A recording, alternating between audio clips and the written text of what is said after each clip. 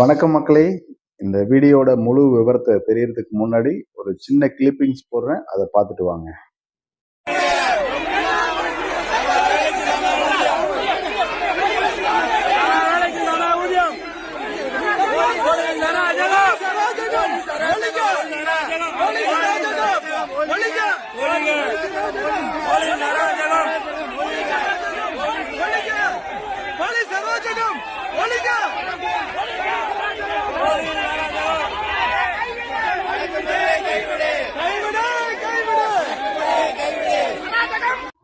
பார்த்தீங்களா, எந்த அளவுக்கு படித்த ஆசிரியர்கள் என்று கூட பாராமல் இந்த அரசாங்கம் இவர்களை எவ்வளவு மோசமாக கையாளுகிறது என்று பாருங்கள்.